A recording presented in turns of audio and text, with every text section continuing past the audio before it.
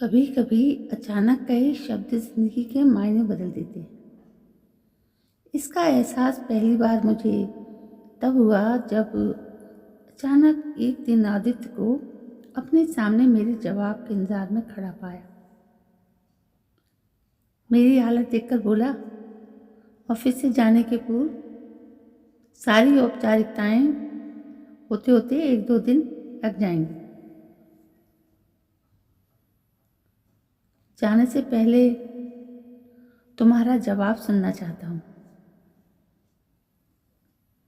इतना कहने के साथ वो मुड़ा और मेरे मन मस्तिष्क में झंझावात पैदा कर गया। वो चला गया, लेकिन मेरी आंखों के सामने वो दृश्य दौड़ गया।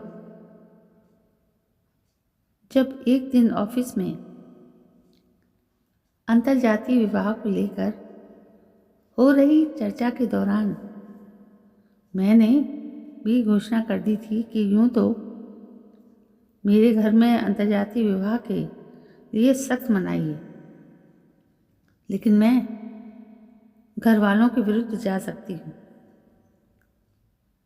बशर्ते लड़का क्लास 1 ऑफिसर हो।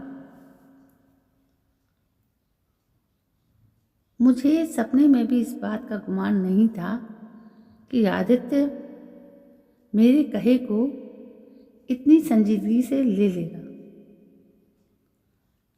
यूं तो मुझे इस बात का मन ही मन एहसास था कि आदित्य के मन में मेरे लिए एक खास जगह है,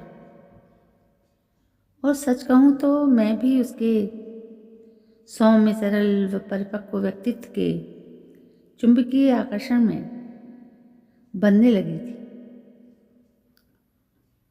लेकिन जैसे ही घर वालों के दृष्टिकोण की याद आती, मैं अपने मन को समझा देती कि हमेशा मनचाही मुराद पूरी नहीं होती, और इसीलिए आदित्य की लाख कोशिश के बावजूद मैं उससे एक निश्चित दूरी बनाए रखती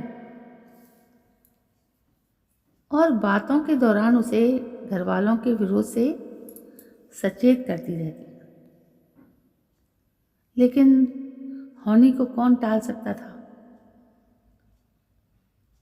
जब मुझे पता लगा कि उसने जोर शोर से प्रतियोगी परीक्षाओं की तैयारियां शुरू कर दी हैं, वो एक अनजाने भय में से मैं कांप उठी।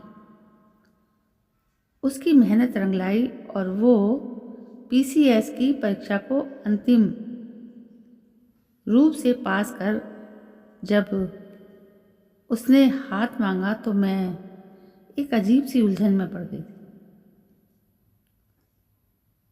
बड़ी कश्मकश में थी मैं।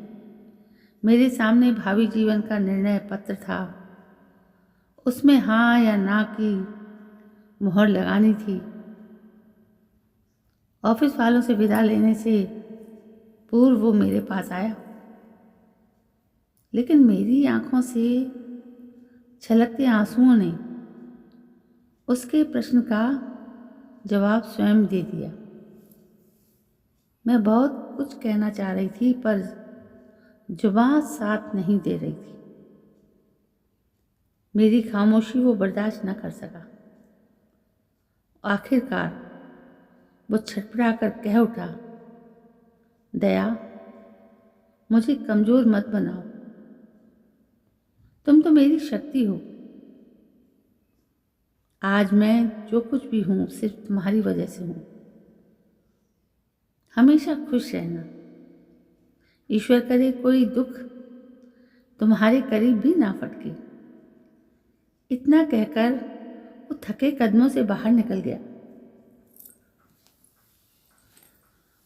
उसे जाते हुए देखती रही मैं। चाहती थी उससे कहना कि जीवन पर सबसे पहले जीवन देने वाले का अधिकार होता है। इस फलसफे को कैसे झुठला सकती थी। लेकिन कहते हैं, कभी किसी को मुकम्मल जहाँ नहीं मिलता कहीं ज़मीन तो कहीं आसमान नहीं मिलता। आज माता पिता की इच्छा के फलस्वरूप अपने आशियाने में खुश भी हूँ, पर सीने में दबी पहले प्यार की चोट आज भी ये एहसास कराती है कि पहले तोलो फिर बोलो। आज भी लगता है जैसे पहले प्यार की दस्तक अब भी मन मस्तिष्क में अपनी गूंज दे रही हो। तो दोस्तों, ये थी मेरे पहले प्यार की कहानी। आपको कैसी लगी इसे लाइक शेयर कमेंट ज़रूर करें और चैनल को सब्सक्राइब करना ना भूलें। कल मैं फिर हाजिर होती हूँ एक नई कहानी को लेकर। तब तक के लिए जय हिंद, वंदे मातरम।